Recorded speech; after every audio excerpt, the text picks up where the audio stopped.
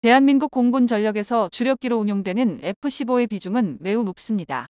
하지만 F-15는 이미 노후화가 진행될 대로 진행되었고 우리 군이 보유한 F-15는 미국이 운영 중인 F-15와는 성능 면에서 큰 격차가 있기 때문에 합동훈련조차도 원활히 진행되기 어렵다고 하는데요. 그렇기에 우리 한국 공군에서는 하루빨리 KF-21을 개발해 F-15를 대체하려고 준비 중입니다. 그런데 이번에 미국에서 한 장의 청구서가 날아왔는데요. 미래 전자전에 대비한 F-15K 업그레이드 작업을 위한 비용 청구서였는데 그 금액을 보자마자 KF-21 전투기 양산을 서둘러야 한다는 주장이 나왔다고 합니다. 이번에 미국이 승인한 판매 대상에는 세계 최고의 연산 속도를 자랑하는 허니웰사의 임무체계 컴퓨터와 기계식 레이더 대비 정보 처리 속도가 1000배 빠르다는 레이시온의 A사 레이더가 포함 예정인데 보잉에 제안한 개량 사업 비용은 무려 8.5조 원이기 때문입니다.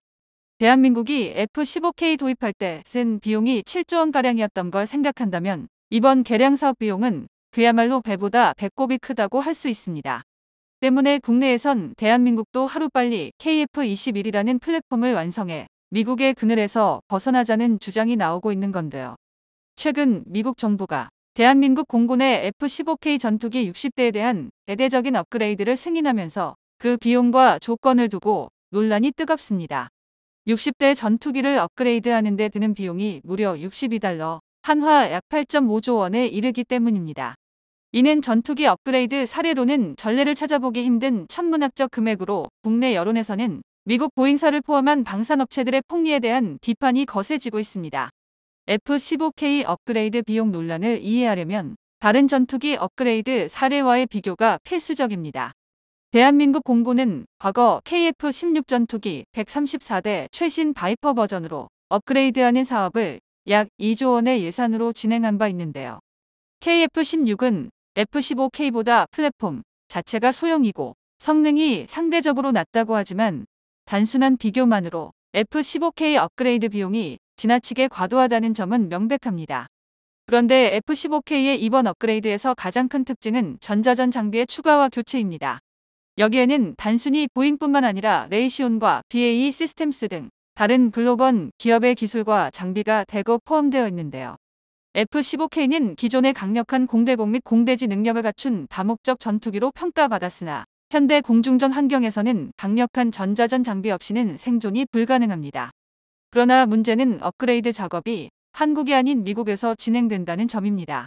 이는 필연적으로 막대한 운송 비용과 인건비를 수반하며 결과적으로 비용이 크게 증가하는 요인으로 작용합니다. 그러나 이번 사안을 두고 일각에서는 보잉사의 과거 고압적 태도를 언급하며 비판의 목소리를 높이고 있습니다. 2004년 보잉은 E-7 조기 경보기 판매 당시에도 비슷한 방식으로 한국 정부를 압박한 바 있습니다. 당시 한국은 국산 조기 경보 시스템 개발이 어려운 상황이었고 보잉은 이를 이용해 4대 도입에 1조 6천억 원이라는 높은 가격을 제시했는데요. 현재는 3배 이상 높은 가격인 7조 원가량을 부르고 있습니다. 보잉이 이처럼 막대한 금액을 부르는 건 이유가 있는데요.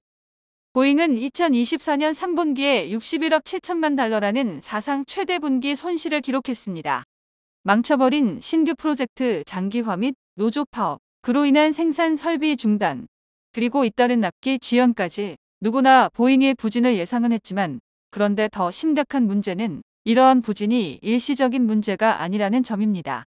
보잉은 2023년에 벌어진 T-7A의 비행 제어 시스템과 비상탈출 시스템 오류로 무려 13억 달러, 한화 1.7조 원의 천문학적인 손실을 보았는데요.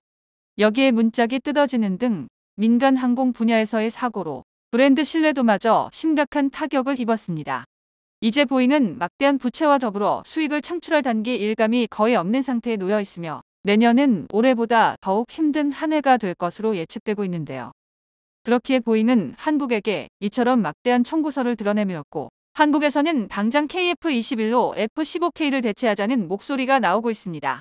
한국은 이미 K2 흡표, 전차, K9 자주포 천국 미사일 등으로 글로벌 방산 시장에서 주목받는 국가로 자리 잡았습니다. 때문에 이제는 항공 분야에서도 같은 성과를 내야 할 때라는 주장이 힘을 받고 있는데요.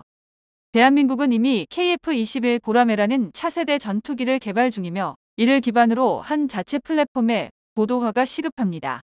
KF-21을 중심으로 한 자체 전투기 플랫폼의 개발과 글로벌 시장 확대는 더 이상 선택이 아닌 필수입니다. KF-21은 개발 초기부터 독자적인 기술 확보와 다양한 무기체계의 통합을 목표로 설계되었으며 5세대 전투기 수준으로의 발전 가능성을 지니고 있는데요. 이번 사례는 국산 플랫폼이 없을 때 발생하는 해외 의존의 리스크를 적나라하게 보여줬다고 할 수 있습니다. 그렇기에 하루라도 빨리 KF-21의 실전 양산형 기체가 나와야 되며 이를 토대로 F-15K를 대체해야만 할 것입니다. KF-21 전투기가 드디어 중국을 상대로 진면목을 보여주게 되었습니다. 지금 중국 인민해방군의 공군에서는 동해안 지역의 방공에 비상이 걸렸는데요. 그 이유는 KF-21 전투기가 기존에 경남 사천에서 시험 비행을 진행하던 걸 이젠 서해에서 비행을 진행하기 때문입니다. 중국과 한반도 사이에 서해에서 KF-21 전투기가 나타난다는 건데 중국 입장에서는 최신의 전투기가 자신들 앞바다에 비행을 진행한다는 게 꺼름직할 수밖에 없는데요. 그런데 이번에 KF-21이 기존의 경남 사천에서 서해 쪽으로 방향을 튼 이유가 있다고 하는데 이 소식을 듣자 많은 국가들이 KF-21에 손을 내밀었다고 합니다. 한 단계 진화를 앞둔 KF-21을 둘러싸고 어떤 움직임이 있는지에 대해 자세히 알아보겠습니다. 얼마 전 한국 공군에서는 KF-21 시제기들을 기존의 경남 사천에서 충남 서산 제20 전투비행단으로 일부 이전시키는 방안을 승인했습니다. 분당국은 시제기 일부와 개발 인력 100여 명이 서둘러 짐을 싸이르면 9월 초부터 제20 전투비행단에서 실전 비행을 진행한다고 밝혔는데요. 제20 전투비행단은 최근 한미 공군이 군사훈련을 진행한 을지 자유방패와 연계해 5일간 24시간 실비행 훈련을 실시할 정도로 중요한 부대입니다. 한미 공군이 연합한 비행훈련은 5일간 120시간 연속해서 역대 최대 규모인 총 2,000여 소트를 창출해 전시작전 수행 능력을 신장시킬 계획인데요.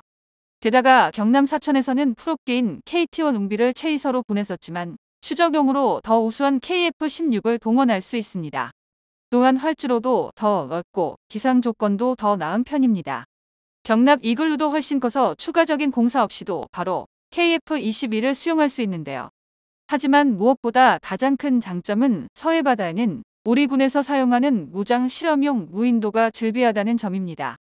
한국군은 서해상에 확보해둔 수많은 암초와 무인도의 로켓포, 유도로켓, 미사일, 자주포 등 종류를 가리지 않고 실사격 실험을 해오고 있는데요.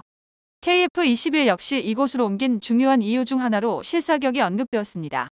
그런데 이를 두고 많은 국가들이 들썩이고 있는데요. 왜냐하면 당초 KF-21 개발 계획과는 다소 차이가 있기 때문입니다. KF-21 블록1에 예정된 성능은 기존의 공대공 전투 능력과 제한적인 공대지 전투 능력인데요. 그렇기에 1차적으로 우리 군에서 노후화된 F5를 대체할 요령으로 블록1은 제한적인 성능이라고만 알려졌습니다.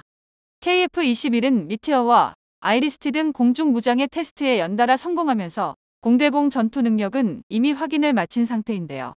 KF-21은 유로파이터 라팔, 그리펜에 이어 미티어, 미사일의 실사격을 성공한 세계에서 네 번째 전투기로 등극했습니다.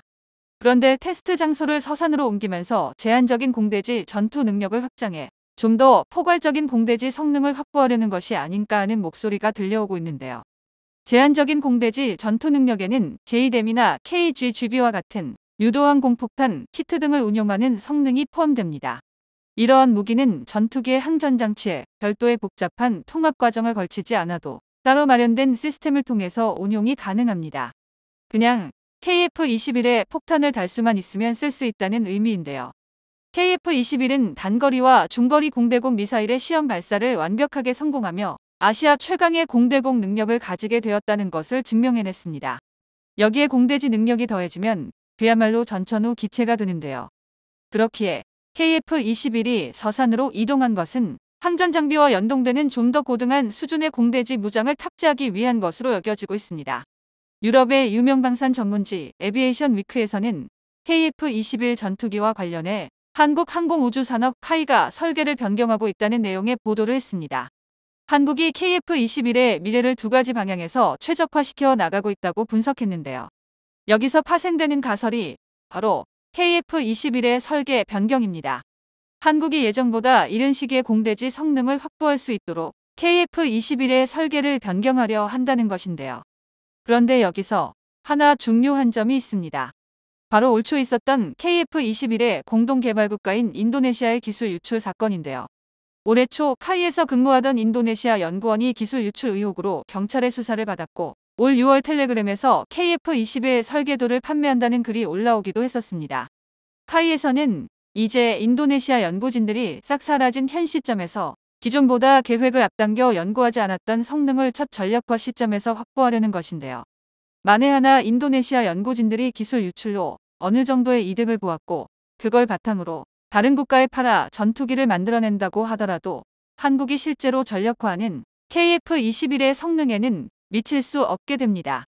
최근 튀르키예의 자체 전투기 프로젝트 칸의 개발을 주도하는 기업 타이가 다른 나라들을 놀래킬 결정을 했습니다. 바로 인도네시아에 법인을 설립한 것인데요. 튀르키예 우주항공산업 타이는 공식 SNS 통해 현지 사무소의 설립 기념식 소식을 전했는데, 양측 유력 인사들이 참여하여 지속적인 협력을 약속하는 모습을 보였습니다. 이를 지켜본 많은 우리 국민들은 분노하지 않을 수 없었는데요. 인도네시아가 칸 개발 프로젝트에도 조만간 합류할 것이라는 게 사실로 밝혀진 겁니다. 그리고 KF-21 전투기에서 유출된 기술들이 튀르키예에 갈 수도 있다는 게 점점 확신이 드는데요. 실제로 튀르키예는 여러 차례 인도네시아를 상대로 칸 프로젝트 참여를 권유한 적이 있었습니다. 튀르키예의 칸 전투기는 현재 가진 기술력의 부재로 인해 시제기 생산이 중단되었는데요. 다른 국가들에게 항공 엔진이나 기타 기술들의 도움을 청하고 있으나 쉽지가 않은 상태입니다. 이들의 목적은 5세대 전투기를 자체 제작한다는 것인데요. 한국의 KF-21 전투기보다 훨씬 늦게 시작했지만 말도 안 되는 속도로 시제기의 비행에 성공시키며 전 세계 이목을 주목시켰지만 가지고 있는 기술적 한계로 인해 좌절되고 있습니다. 인도네시아는 한국에게는 분담금이 없다며 결국 금액까지 까갔는데 이젠 튀르키예와의 계약을 한다는 것인데요. 게다가 최근 밝혀진 사실은 더욱 충격을 주고 있습니다. 한국이 KF-21 프로젝트의 다른 제3국을 공동개발에 포함시킬 시 인도네시아보다 높은 지분을 줄 수 없도록 복수 조항을 걸어놨기 때문인데요. 결국 KF-21에 발을 걸쳐두고는 자신들은 다른 국가에 손을 내밀고 있다는 겁니다. 타이가 인도네시아의 법인까지 설립한 것을 보면 양국의 논의는 이미 끝났을 겁니다. 하지만 인도네시아는 이미 너무 빨리 발톱을 드러냈는데요. KF-21은 인도네시아를 따돌리고 본격적인 5세대 전투기에 들어가는 공대지 능력을 확보하기 시작했고, 네트워킹 능력에 투자해 유무인 복합체계 멈티 성능을 선제적으로 획득하는 것에 주력할 예정입니다. 즉, 5세대 전투기 성능과 6세대에 들어가는 기술들을 개발하기 시작했다는 건데요. 미래의 KF-21은 내부 무장창과 매립형 센서를 통한 완전한 스텔스 능력, 강력한 데이터 링크를 통한 네트워킹 능력을 우선적으로 확보해 5세대인 F-35에 필적하는 성능을 빠르게 얻을 예정입니다. 그리고 인도네시아가 튀르키예와 손을 잡더라도 한국에서 핵심 기술들은 당연히 확보할 수가 없게 되며 공대지 능력이 없는 반쪽짜리 전투기마저도 완성하지 못할 것인데요. 까다로운 세계 전투기 시장에서 KF-21은 뛰어난 성능과 빠른 납기, 저렴한 가격으로 많은 이들의 주목을 받고 있습니다. 정보가 도움되셨다면 구독과 좋아요 부탁드립니다. 이상 시스코크입니다.